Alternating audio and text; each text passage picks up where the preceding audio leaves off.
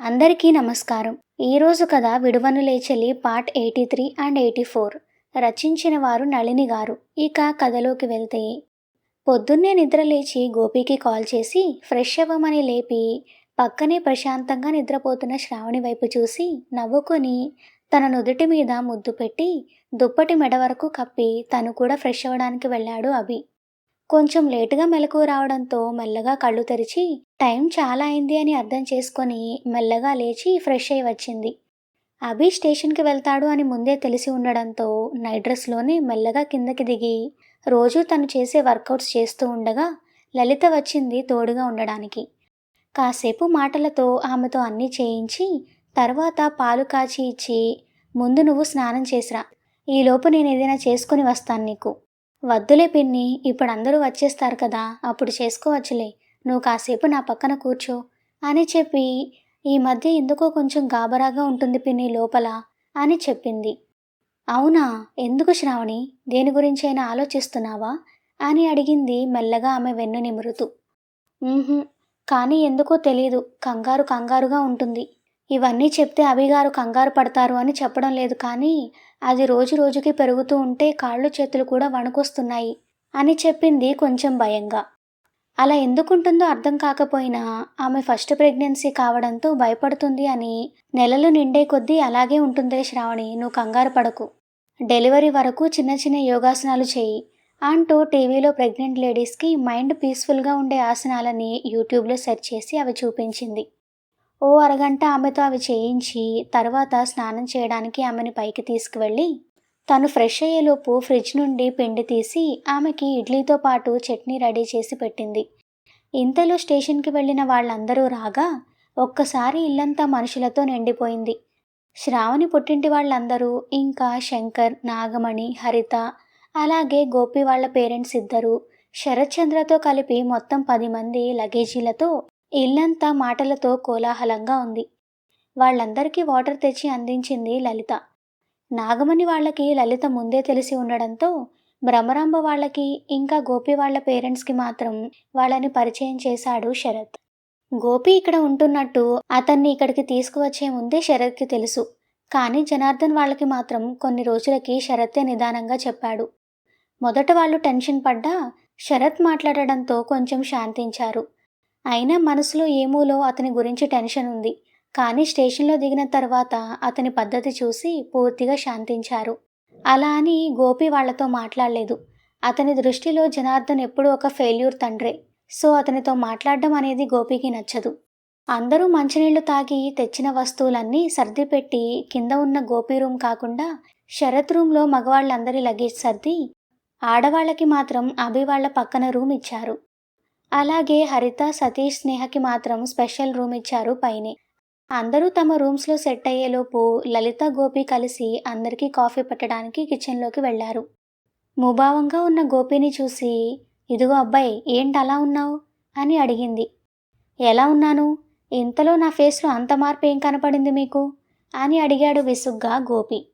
ఎలా ఉన్నావంటే ఏదో ఆలోచిస్తున్నట్టున్నావు, అందుకే మౌనంగా ఉన్నావేమో అనుకుంటున్నా, లేదంటే నీ నోరు నా నోరు మూతపడదు కదా, అందుకే విషయం ఏంటో చెప్పు అంటూ అతన్ని ఆపి కాఫీ తను పెట్టింది. ఆమె అంతగా తన్ని అబ్జర్వ్ చేస్తుంది అని అర్థమై, నథింగ్ ఆంటీ, నిద్ర చాలలేదు, పొద్దున్నే లేచాను కదా, అందుకే కొంచెం హెడేక్గా ఉంది. ఓ సరే, ఈ కాఫీ తాగేసి వెళ్ళి పడుకో, కాసేపు తగ్గుతుంది, అప్పుడు రిఫ్రెష్ అవుతావు అంటూ కప్ అతని చేతికి ఇచ్చింది. ఆమె ప్రేమకి నవ్వుకుంటూ, లలిత బుగ్గల్లాగి, కనిపించరు కానీ మీరు చాలా మంచివారు అంటూ కప్ తీసుకుని గార్డెన్లోకి వెళ్ళాడు గోపి. అతను చేసిన పనికి నవ్వుకుంటూ మిగిలిన వారికి కాఫీ తీసుకువెళ్ళింది నాగమణి. ముందు మగవాళ్ళకి కాఫీ తెచ్చి తర్వాత ఆడవాళ్ల కోసం పైకి తీసుకువెళ్ళింది. క్యాబ్కి డబ్బులిచ్చి శ్రావణి కింద లేకపోవడంతో నేరుగా తమ గదికి వెళ్ళిన అభి అప్పుడే ఫ్రెష్ అయి బయటకు వస్తున్న ఆమెను పట్టుకొని వాష్రూమ్ దగ్గర నుండి తీసుకువచ్చి, నువ్వు బాగానే ఉన్నావు కదా. అభిగారు, ఎందుకు అలా అడుగుతున్నారు. ఏం లేదు, రాత్రి అనవసరంగా నిన్ను ఇబ్బంది పెట్టానేమో అని పొద్దున్నుండి ఒకటే టెన్షన్ అంటూ ఆమె తలకి ఉన్న టవల్ తీసి మిర్రర్ ముందు కూర్చోపెట్టి జుట్టుని స్మూత్గా తడి లేకుండా తుడిచి డ్రయర్తో డ్రై చేసి, నువ్వేమైనా తిన్నావా అని అడిగాడు. లేదు, పాలు తాగాను అందరూ వచ్చేశారా అంటూ బొట్టు పెట్టుకుంది. హా, వచ్చారు.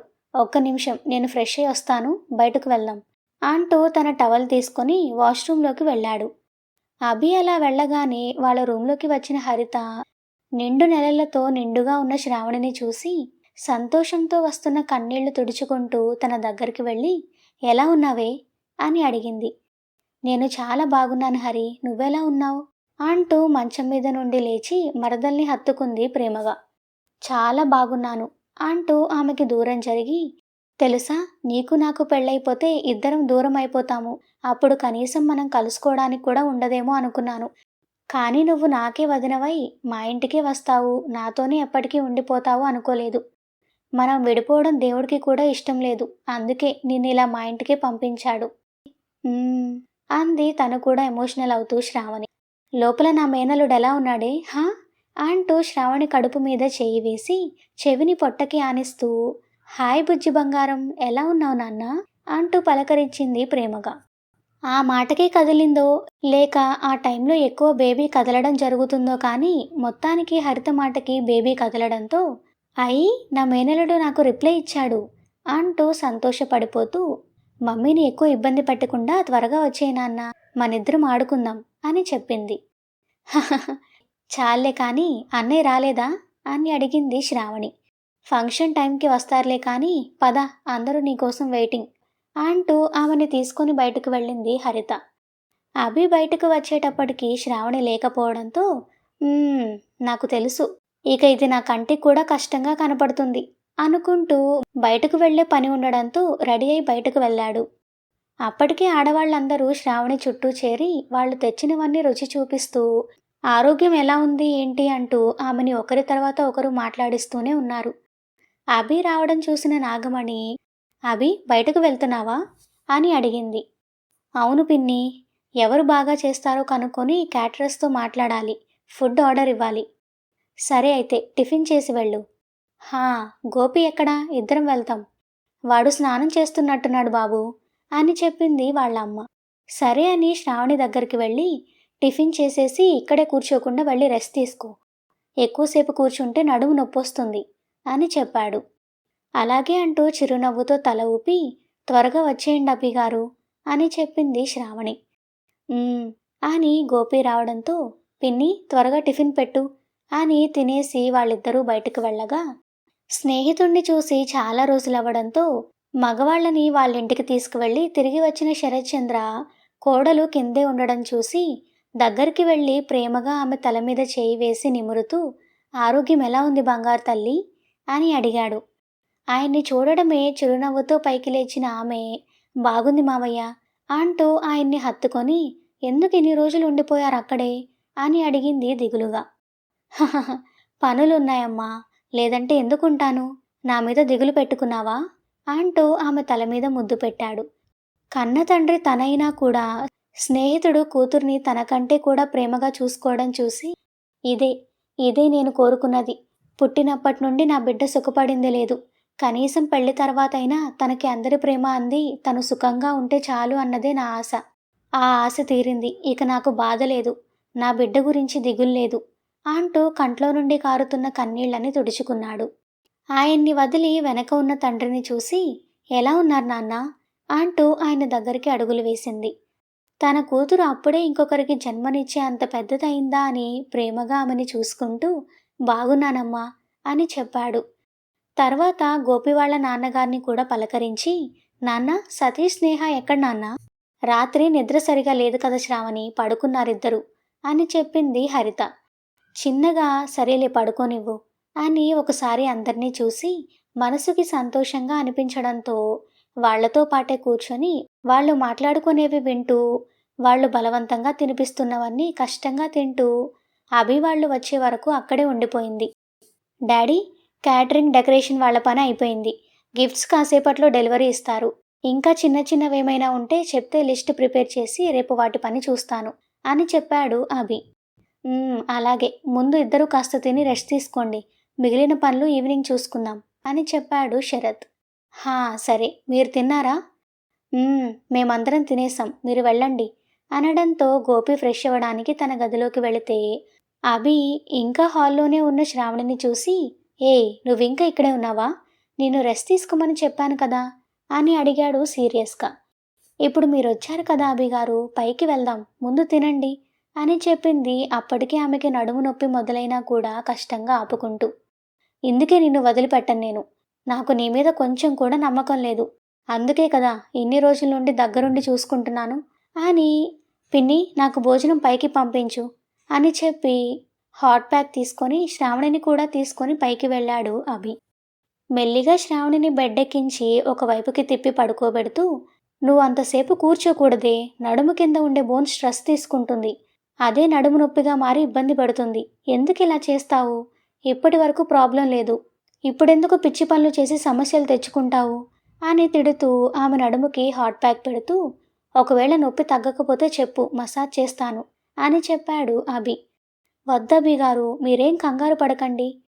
నువ్విలాంటి పనులు చేస్తే కంగారే వస్తుంది మరి అంటున్న అభి నాగమణి రావడం చూసి, అందరూ లంచ్ చేసేశారా పిన్ని అని అడిగాడు. ఆ మాటకి అత్తగారి ముందు మొగుడితో సేవలు చేయించుకోవడం ఇష్టం లేక కంగారుగా లేచి కూర్చోబోయింది శ్రావణి. ఏయ్ నోరు మూసుకుని పడుకో, ఇప్పటికే చాలా చేశావు అంటూ కోపంగా అరిచి ఆమెను మళ్ళీ పడుకోబెట్టాడు అభి. హా శ్రావణి, చెప్తే విన్నావు కాదు, నువ్వు పడుకో అని. అభి, నీకు నేను తినిపిస్తాను, తిను. వద్దులే పిన్ని, కాసేపు ఆగి ఇదైపోయిన తర్వాత తింటాను. వద్దు, ఇప్పటికే ఆలస్యమైంది కానీ నువ్వు పట్టు అంటూ తనే తినిపించి అతనికి మంచినీళ్లు అందించి మూతి తుడిచి అక్కడి నుండి వెళ్ళిపోయింది. ఈలోపు శ్రావణి నడుముకి కలుగుతున్న ఉపశమనానికి హాయిగా అనిపించడంతో ప్రశాంతమైన నిద్రలోకి జారుకుంటే అది చూసి ఆమె తల నిమిరి డ్రెస్ నుండే కదులుతూ కనబడుతున్న తన బేబీకి ముద్దు పెట్టి అక్కడి నుండి బయటకు వెళ్ళాడు సౌండ్ చేయకుండా డోర్ వేసి. ఫంక్షన్ పనుల్లో అభి గోపి బిజీగా ఉంటే మిగిలిన వాళ్ళు సరదాగా మాట్లాడుకుంటూ కాఫీని ఎంజాయ్ చేస్తున్నారు గార్డెన్లో కూర్చొని. శ్రావణి మాత్రం పాలు తాగుతూ వాళ్ళ మాటల్ని వింటూ ఉంది. ఇంతలో గేట్ ఓపెన్ చేసిన సౌండ్కి అటువైపు చూశారు అందరూ. ముందు లలిత వస్తే ఆ వెనకే ఎవరో అమ్మాయి చుడిదార్లో సన్నగా కాకుండా లావుగా కాకుండా మీడియంగా ఉండి ఎత్తులో మాత్రం 5 అడుగులు దాటి చురుకైన కళ్ళతో హెయిర్ లీవ్ చేసి భుజానికి బ్యాగ్ తగిలించుకొని రావడం చూసి అందరూ ఎవరు తను అనుకుంటుంటే గోపి వాళ్ళ ఫ్యామిలీ హ్యాపీగా చూస్తుంటే గోపి మాత్రం షాక్ అవుతూ పైకి లేచాడు. అతని రియాక్షన్ చూసి ఎవర్రా తను అంటూ అభి కూడా పైకి లేచాడు. కానీ గోపిలో ఎటువంటి రియాక్షన్ లేదు. అలాగే ఆమెను చూస్తూ ఉండిపోయాడు. గోపి వాళ్ళ అమ్మ అనసూయ లేచి ఆమెకి ఎదురు వెళ్ళింది నవ్వుతూ. తనెవరో మీకు తెలుసా అండి? మా ఇంటికి వచ్చి అభి అడ్రస్ అడిగింది. ఒకవేళ చుట్టాలేమో ఫంక్షన్ కోసం వచ్చుంటుంది అని నేనే తీసుకువచ్చాను అని చెప్పింది లలిత. హా అవునండి, తను నా మేనకోడలు అంటూ ఆమె దగ్గరికి వెళ్ళి, ధరణి ఎప్పుడు వచ్చావే? అయినా మేమిక్కడున్నామని నీకెలా తెలుసు అంటూ మేనకోడల్ని హత్తుకుంటూ అడిగింది అనసూయ. నాకు సెలవులని నేనింటికి వచ్చాను. పక్కింటి కమలపిన్ని చెప్పింది మీరు బెంగళూరు వచ్చారని. కానీ ఎక్కడున్నారో తెలియదు కదా, అందుకే నువ్వు బావ ఇక్కడున్నట్టు చెప్పడం గుర్తువచ్చి శంకర్ బాబాయ్ వాళ్ళింటికి వెళ్ళి వాళ్ళ ఇంట్లో ఉన్న పాలేరుతో ఫోన్ చేయించి అడ్రస్ తెలుసుకొని ఇక్కడికి వచ్చాను అంటూ అత్తని వదిలి ఎదురుగా చూసింది. వచ్చిన అమ్మాయి గోపి వాళ్ల చుట్టాలమ్మాయి అని అనసూయ మాటల్ని బట్టి అర్థం కాగా అందరూ చిన్న నవ్వుతో ఆమె వైపు చూస్తుంటే గోపి మాత్రం నిలువుగుడ్లు వేసుకొని చూస్తూ ఉండిపోయాడు. ఏ ఎవరే ఇది, మనం ఎప్పుడు చూసినట్టు లేదు అని అడిగింది శ్రావణిని హరిత. నాకు మాత్రం ఏం తెలుసు అంది శ్రావణి. ఇంతలో వాళ్ళ దగ్గరికి వచ్చిన ఆమె శ్రావణి దగ్గరికి వచ్చి, నువ్వు శ్రావణి కదా అని అడిగింది.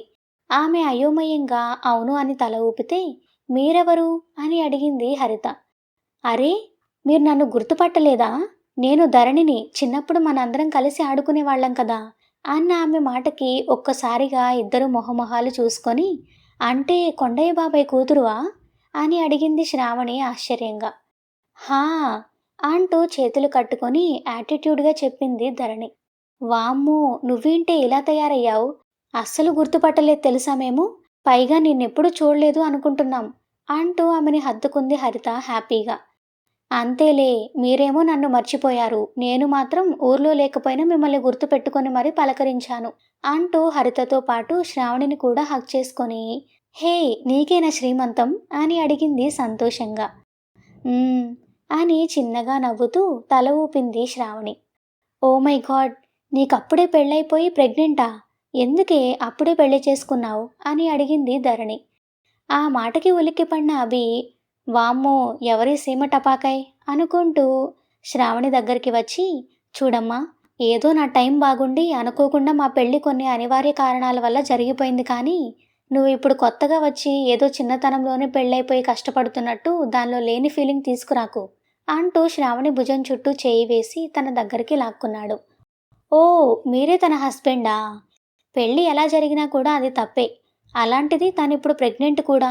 ఇది అస్సలు బాలేదు అంది కొంచెం సీరియస్గా. ఓ హలో, అయినా కూడా మేము హ్యాపీగానే ఉన్నాం, నువ్వేమీ ఫీల్ అవ్వకు. అయినా తనకి లేని నొప్పి నీకేంటి? అంటే ఈ ఏజ్లో పెళ్లి తప్పు కాదు అంటారు, రైట్? అవును అంటున్న అభి దగ్గరికి వచ్చాడు వాళ్ళ వాదనకి తేరుకున్న గోపి. రే ప్లీజ్ ఇప్పుడు నువ్వేం మాట్లాడకు. ఎందుకు? తను చూసావా ఎలా మాట్లాడుతుందో? ఏదో గొప్ప విషయం కనుక్కున్నట్టు. నాకు తెలీదా దాని ఏజ్ చిన్నదని? రే, అదెందుకు అలా మాట్లాడుతుందో నీకు తెలీదు, నువ్వు సైలెంట్గా ఉండు అని చెప్పాడు చిన్నగా. సరేలే కానీ నువ్వెందుకు టెన్షన్ పడుతున్నావు అని అడిగాడు అతని మొహానికి పట్టిన చెమటని చూస్తూ. అదేం లేదు అంటూ మొహాన్ని తుడుచుకున్నాడు గోపి. చెప్పండి, అలా పెళ్లి చేసుకోవడం తప్పు కాదంటారు అంతేనా అని మళ్ళీ అడిగింది ధరణి. అభి గోపి వైపు చూడ్డంతో ప్లీజ్ అన్నట్టు ఫేస్ పెట్టాడు గోపి. ధరణి, వచ్చి రావడమే ఏంటి నీ వాదన? అలా మాట్లాడకూడదు, తప్పు. నువ్వు ముందు లోపలికి పద. ఆగత్తా, ఇక్కడ జరిగేదేది తప్పు కాకపోతే నన్ను పెళ్లి చేసుకోమంటే నీ కొడుకు మాత్రం వయసు చిన్నది, వంకాయ పెద్దది అని ఎందుకు సాకులు చెప్తున్నాడు అని అరిచింది ధరణి. దాంతో అందరూ ఆశ్చర్యంగా కళ్ళు పెద్దవి చేసుకుని ఇదా విషయం అనుకుంటే గోపి మాత్రం తలపట్టుకున్నాడు విసుగ్గా. ధరణి, అవన్నీ తర్వాత మాట్లాడుకుందాం కానీ లోపలికి పద. నో, నేను రానత్తా. పెద్దదానిగా నీకు ఛాన్స్ ఇచ్చాను, కానీ నువ్వు కూడా నీ కొడుకు మనసుని ఆలోచనని మార్చలేదు. కాబట్టి ఇక నేనే చూసుకుంటాను. మధ్యలో నువ్వు కానీ మా డాడీ వాళ్ళు కానీ వచ్చారో నీ కొడుకుని చంపి నేను చేస్తాను, జాగ్రత్త అని హెచ్చరించి ఆశ్చర్యంతో నోరు తెరుచుకుని ఉన్న అత్తని లాక్కొని లోపలికి వెళ్ళింది ధరణి. ఆమె ఇచ్చిన షాక్కి తేరుకోవడానికి, ఆమె మాటల నుండి బయటకు రావడానికి అందరికీ చాలా టైం పడుతుంది. ముందుగా బయటకు వచ్చిన అభి మాత్రం ఏంట్రా ఇది అని అడుగుతాడు గోపిని విషయం సీరియస్గా అనిపించడంతో. నెమ్మదిగా తల పైకెత్తి, నువ్వు రోజు చెప్తున్నావే మా వాళ్ళు చెప్పే అమ్మాయిని ఒప్పుకోమని, అది ఇదే అని చెప్పాడు. అవునా, మరెందుకు చేసుకోనంటున్నావు? అది అని ఏదో చెప్పబోయి పక్కనే శ్రావణి హరిత ఉండడంతో తర్వాత చెప్తాను అంటూ బయటకు వెళ్ళిపోయాడు. అమ్మాయి కొంచెం స్పీడ్గానే ఉంది కానీ గోపికి సరైన జోడి అంటూ నవ్వింది లలిత. ఆ మాటకి అందరూ అవును అనుకుంటే శ్రావణి హరిత మాత్రం తెరిచిన నోర్లు మూసేసుకొని బాబోయ్ ఇదేం మారలేదే అనుకున్నారు బిక్కమొహాలు వేసుకొని. అభి మాత్రం ఆలోచనలో పడ్డాడు. తమ్ముడు చెల్లెలు ఇద్దరు ఫ్రెండ్స్తో ఆ రాత్రి గడిచిపోగా పాలు తాగి అభితో తన గదిలోకి నడిచింది శ్రావణి. అందరూ భోజనాలు చేసి ఎక్కడివక్కడ సర్దుకొని అలసటగా పడుకోవడానికి వెళ్ళగా కాసేపు న్యూస్ చూసి అందరికంటే లాస్ట్లో తన రూంలోకి వెళ్ళాడు గోపి. లోపలికి వచ్చిన అతన్ని గోడకి లాక్ చేసి నోరు మూస్తూ, ఓయ్ ఏంటి, నేను నీకోసం వస్తే నువ్వేంటి నాకు దొరకకుండా తిరుగుతున్నావు హా అని అడిగింది కళ్ళెగరేస్తూ. ఆమె కళ్ళలోకి ఒక నిమిషం చూసి వెంటనే తన చేతిని తోసేస్తూ, అసలు నువ్వు ఆడపిల్లవేనా అని అడిగాడు గోపి చిరాకుగా. కాదని నీకు డౌట్గా ఉంటే ఇప్పుడే టెస్ట్ చేద్దాం రా అంటూ అమాంతం అతని మీద పడింది ధరణి. ఊహించని ఆ పనికి ఆమెతో పాటు వెళ్ళి బెడ్ మీద పడ్డాడు గోపి. పడిపోకుండా ఆమెని పట్టుకున్న అతని చేతులు ధరణి టీషర్ట్ నుండి లోపల నడుముని చుట్టేస్తే అతని కళ్ళలోకి రొమాంటిక్గా చూస్తూ మీసాలతో ఆడుతూ, అలా బ్లాంక్గా చూడకపోతే ఓ ముద్దిచ్చి అమ్మాయినో కాదో టెస్ట్ చేసి నన్ను పెళ్లి చేసుకొని మీ అమ్మా నాన్నకి కోడలిగా హాఫ్ టైం, నీ పెళ్ళాంగా ఫుల్ టైం, నీ పిల్లలకి తల్లిగా లైఫ్ టైం పోస్ట్ ఇవ్వచ్చు కదా అని గారంగా అడిగింది ధరణి. అసలు ఎక్కడి నుండి ఎక్కడికి వెళ్తున్నావో తెలుస్తుందా నీకు? బాగా తెలుస్తుంది. నీకే ఒంటి మీదకి పెళ్లి వయసు వచ్చినా బాడీలో ఎక్కడో ఏదో తేడా కొట్టి ఇంతవరకు నన్ను ఇల్లాల్ని చేసుకోవాలనే విషయం తెలియడం లేదు. ఛీ, నోరు ముయ్ అంటూ ఆమెని పక్కకి తోసేసి తను పైకి లేస్తూ ముందిక్క నుండి బయటకు నడు అన్నాడు విసుగ్గా. హలో అంటూ లేచి ఒక చేతి మీద పడుకొని, అంతలేదు, నేను కూడా నీతో పాటు ఇక్కడే పడుకుంటాను. ఏంటి? సిగ్గుందా నీకసలు? పెళ్లి కాని అమ్మాయి ఇలా పరాయి వాడి గదిలో పడుకోవచ్చా? ముందు నోరు మూసుకుని పైకి లే అంటూ ఆమె చేతిని పట్టుకున్నాడు. ఓయ్! ఎవరు పరాయి? అంటూ తనే పైకి లేచి అతని మీదకి వెళ్ళింది అరుస్తూ. ఆమె అలా పైపైకి రావడంతో వెనక్కి అడుగులు వేస్తూ, అది కాదే, అలా పడుకోకూడదు. ఎవరైనా చూస్తే ఏమనుకుంటారు చెప్పు? అంటూ అలా వెనక్కి వెనక్కి అడుగులు వేస్తూ వెళ్ళి విండోలో మూలకి కూర్చున్నాడు బిక్కుబిక్కుమంటూ. ఎవరేమనుకున్నా నాకు వచ్చే నష్టమేం లేదు. ఒకరి కోసం నా హ్యాపీనెస్ని పాడు చేసుకునే పిచ్చిదాన్ని కాదు నేను. కాబట్టి అలాంటివన్నీ పక్కన పెట్టి నువ్వొస్తావా, నన్నే రమ్మంటావా అని అడిగింది అతని మీదకి వాలుతూ. ఎక్కడికి వచ్చేది అంటూ రెండు అరచేతులు ముందుకు పెట్టి తల పక్కకి తిప్పుకున్న అతను మెత్తగా తగిలిన ఆమె శరీరానికి ఒక్కసారిగా ఎగిరిపడి, ఏ పో అతలికి అంటూ ఆమెని తోసేసి అక్కడి నుండి లేచాడు. పడకుండా కష్టంగా ఆపుకుంటూ, అదేంటి బావా, ఎవరైనా ఆడపిల్లల శరీరం టచ్ అయితే షేక్ అవుతారు, నువ్వేంటి షాక్ అవుతున్నావు అని అడిగింది. ధరణి, ప్లీజ్, నువ్వు ముందు బయటకు పోవే బాబు అంటూ దండం పెట్టాడు. నేను పోను, ఈరోజు అటు ఇటు తేలిపోవాలి అంటూ బెడ్ మధ్యలో కూర్చొని 4 సంవత్సరాల నుండి చూస్తున్నా. మనమిద్దరం పెళ్లి చేసుకుందామే అని అడుగుతావని, లేదంటే మనకి పెళ్లి చేయాలని పెద్దవాళ్ళు చూస్తారేమో అని. అబ్బే, అసలు ఆ ధ్యాసే లేదెవరికి. అందుకే ఇప్పుడు నేనే డైరెక్ట్గా తేల్చుకోవాలనుకుంటున్నాను. మర్యాదగా చెప్పు. ఏంటే చెప్పేది? అయినా అర్ధరాత్రి ఒక మగాడి గదిలోకి వచ్చి అలా అరుస్తున్నావు? ఎవరైనా వింటే ఏమవుతుందో తెలుస్తుందా నీకు? ఓ, బాగా తెలుసు. నీకు నాకు మధ్య ఏదో ఉంది అని చచ్చినట్టు మనం అడగకుండానే పెళ్లి చేస్తారు, అంతేగా? ఏంటే చేసేది? దానికి నాకిష్టం ఉండొద్దా? నీ ఇష్టం ఎవడికి కావాలో ఏ బోడిష్టం. నీ ఇష్టానికి రోజులు చెల్లిపోయాయి, ఇక అంతా నా ఇష్టమే. ఊహ్, దేవుడా అంటూ నడుం పట్టుకొని పైకి చూశాడు గోపి. ఓయ్, అక్కడ చూస్తే ఏం రాదు, అదే ఇక్కడ చూస్తే మంచి ఫ్యామిలీ వస్తుంది అంది సిగ్గు నటిస్తూ. నీ మొహానికి సిగ్గు కూడా ఉందా అన్నాడు విసుగ్గా. దా, ఉందో లేదో చూపిస్తాను. అబ్బా, నాకు నిద్రొస్తుందే. నాకు రావట్లేదు బావా, అందుకే ఇద్దరం హ్యాపీగా టైం స్పెండ్ చేద్దామా అని అడిగింది ఆత్రంగా. ఛీ, సిగ్గులేందానా. నువ్వే ఉండు, నేనే బయటకు వెళ్తాను. అలా వెళితే అరిచి గోల చేసి అందర్నీ లేపి నువ్వు నన్ను బలవంతం చేస్తున్నావని చెప్తాను. అవ్వా, అలా ఎలా చెప్తావే దొంగ మొహమా? నేను అలాగే చెప్తాను. అయినా ఏంటి నువ్వు నా అంతటా నేనే నీ వెనక పడుతుంటే ఊ అని ఓకే చేసి పెళ్లితో పాటు ఫస్ట్ నైట్కి కూడా ముహూర్తాలు పెట్టించి మంచాలు విరగ్గొట్టి పని వదిలేసి ఆడపిల్లలా సాగదీస్తున్నావు? కొంపదీసి ఇంకొకరిని ఎవరైనా మళ్ళీ లవ్ గట్రా చేసావా ఇంటిక్కడ? హా అని అడిగింది ఉరిమి చూస్తూ. అబ్బా, అలాంటిదేమీ లేదే, నీ మీద ఒట్టు. అలాంటప్పుడు మరి పెళ్లి చేసుకోవడానికి ఏంటయ్యా నీ నొప్పి? బెడ్ దిగి అతని దగ్గరికి వస్తూ, కొంపదీసి నీలో ఏదైనా ప్రాబ్లమా అని అడిగింది అనుమానంగా కళ్ళు కిందకి దించుతూ. ఏ, చంపుతా పిచ్చి పిచ్చిగా మాట్లాడితే. అలాంటప్పుడు నా అనుమానం నిజం కాదని నిరూపించు అంటూ అతని మీదకి పడింది. ఆమె తన మీద పడకుండా 2 చేతులు అడ్డం పెట్టి ఆపుతూ, నీకు బాగా పట్టిందే పిచ్చి, ఎప్పుడో కాని బాగా దిగుతుంది అంటూ సరిగా నిలబెట్టాడు. మరి పట్టదా? రోజు మా ఫ్రెండ్స్ అందరూ బాయ్ ఫ్రెండ్స్ నేసుకొని తిరుగుతుంటే నేను మాత్రం నీకోసం విరహ గీతాలు పాడుకుంటూ గడుపుతున్నాను. అలాంటప్పుడు నువ్వు నాకు ఇంత దగ్గరగా ఉంటే నన్ను నేను కంట్రోల్ చేసుకోవడం ఎంత కష్టమో తెలుసా? ధరణి, బీ సీరియస్, నేను చెప్పేది విను. ఏంటో చెప్పు. నేను నిన్ను పెళ్లి చేసుకోవడం అవ్వదు. ప్లీజ్, నువ్వు నా కోసం ఏం వెయిట్ చేయాల్సిన అవసరం లేదు. మంచిగా చదువుకొని చక్కగా పెళ్లి చేసుకో. ఇదా నువ్వు చెప్పాలనుకుంది? సీరియస్గా వచ్చింది ఆమె వాయిస్. అవును. అయితే నేను చెప్తాను విను. ఈ జన్మకి నువ్వే నా లవ్, నా మొగుడు కూడా. అలా కాకుండా నాకు వేరే పెళ్లి జరిగితే వాణ్ణి నేను నీతో పడుకుని కడుపు తెచ్చుకున్నాను అని చెప్పి ఫస్ట్ రోజే వాడితో విడిపోయి మళ్ళీ నీ దగ్గరికే వస్తాను. అది కాదే. చూడు బావా, నువ్వేం చెప్పినా ఎంత చెప్పినా ఇదే రిపీట్ అవుతుంది తప్ప నా నిర్ణయం మారి ఇంకొకడితో కళ్ళు మూసుకొని అడ్జస్ట్ అవ్వడం జరగదు. సో నేనిక్కడ ఉన్నన్ని రోజుల్లో బాగా ఆలోచించి నిర్ణయం తీసుకో.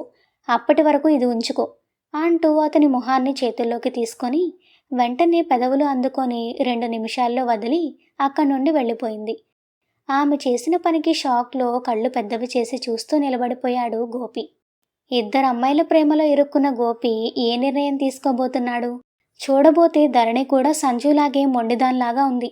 మరేం జరగబోతుందో ఏంటో. నెక్స్ట్ ఎపిసోడ్ కోసం వీడియోని తప్పకుండా లైక్ చేయండి. అలాగే మన ఛానల్ని సబ్స్క్రైబ్ చేసుకొని పక్కనే ఉన్న బెల్ ఐకాన్ మీద క్లిక్ చేయండి. Thank you for listening.